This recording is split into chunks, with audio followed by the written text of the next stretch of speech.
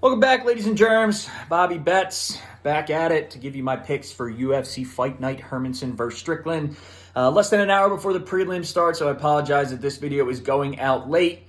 Bobby Betts has been running around like a chicken with his head cut off, but if you do want a more in-depth analysis about these picks, you can go ahead and check out my review, which dropped earlier this morning because YouTube sucks and it took 48 hours for the video to download. So I'm going to run through the whole slate. I got a ton of picks, too many picks as per usual, but there's a lot of stuff that I like on this card, so I'm just going to make it quick.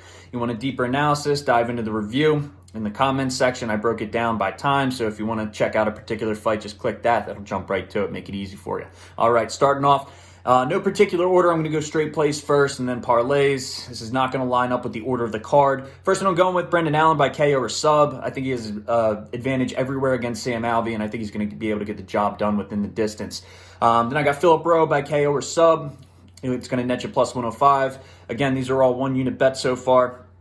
Philip Rowe, about an 8 to 10 inch reach advantage against Jason Witt. I think Jason Witt will have success early with the takedowns. I think Rowe's going to be able to get up, and I think Witt, glass chin, he's going to end up getting knocked out within the distance. So I take Rowe. KO, just in case he snatches a neck, we'll hedge a little bit with the KO and sub, double chance that that'll get plus 105.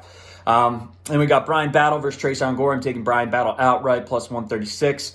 I just think that he's the more seasoned fighter, well-rounded, and I don't think that Gore's going to be able to put him out with his power. So I think he's ultimately going to take that one. Next one, Sean Strickland by points at plus 225. Only going to be putting a half unit on that, but that's going to give you some good return. I think there's a lot of value in the decision there because I think Hermansson's very tough. I don't think that Hermansson's going to be able to get knocked out, and I don't see him getting submitted. One, because grappling is the advantage that he would have against Sean Strickland, and Sean Strickland's going to want to keep that on the feet. Ultimately, I think he does. Ultimately, I think he outpoints him. So plus 225, I'll take that value for half a unit. Moving on, Castaneda versus Miles Johns. I'm going to take Castaneda outright. Plus 164. Again, it's going to be a very close fight, but I think Castaneda's, at the end of the day, is going to be able to outwork him, outgrind him, just be a little bit more busy.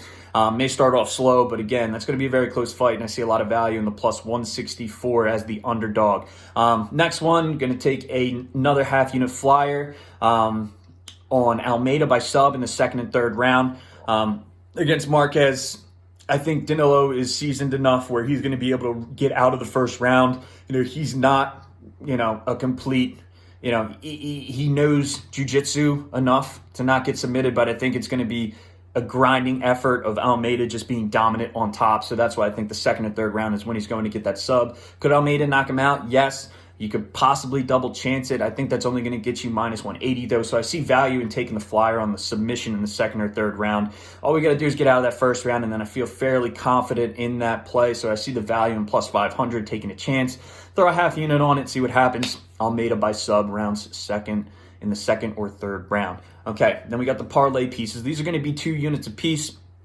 So again, I got Julian Erosa and Strickland. You parlay that outright, minus 114. I don't see either one of those guys losing. Erosa is going to be, like I said in the review and alluded to it, I think he's just going to be able to put together a fairly dominant performance against Peterson. I don't see Peterson giving him too much resistance, and I like Strickland against Hermansson to get the job done there. Moving on, I got Punahele Soriano and Almeida. Parlay that. That's going to be another minus 114.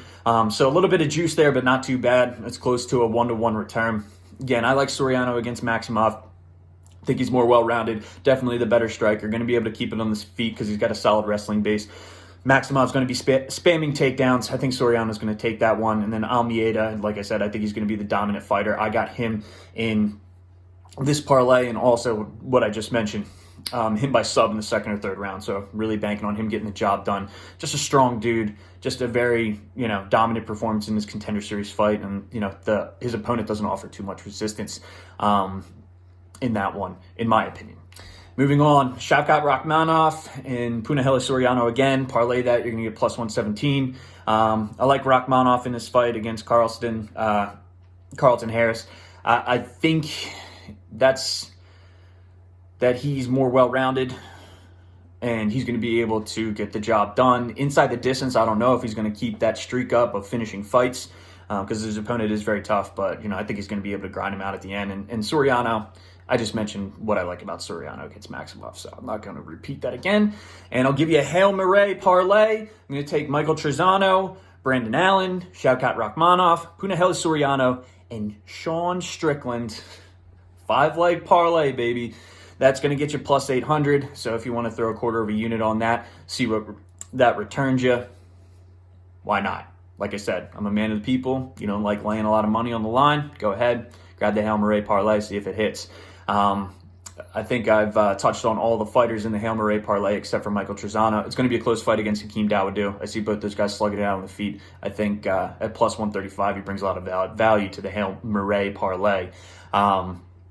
And really gives you an odds boost there for, what's going to be, in my opinion, a very close fight. So yeah, that is the slate for today. A lot of units on the line. But I'm loving what I'm seeing. So like always, grab yourself your beverage of choice, whether that be alcoholic or non-alcoholic.